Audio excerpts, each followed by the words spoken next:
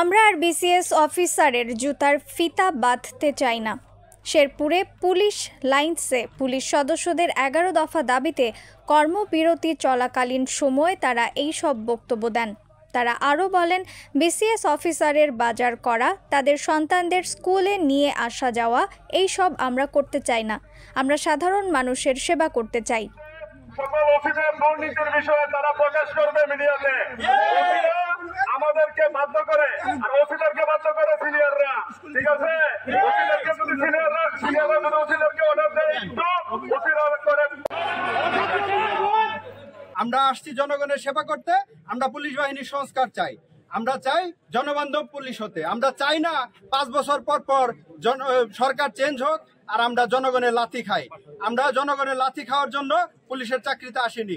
দরকার হলে চাকরি ছেড়ে চলে যাব, অন্য কিছু করব, তারপরও আর এই গোলামি করব না আমরা। ওসিরা বিভিন্ন থানায় দালালি করেছে এবং একই ওসিরা আবার নতুন করে তাদের খুলুস পরিবর্তন করে আবার নতুন দলের দালালি শুরু করছে। আর এই বুলি হবে কারা? কনস্টেবল, এএসআই, সাব ইন্সপেক্টর, নায়ক।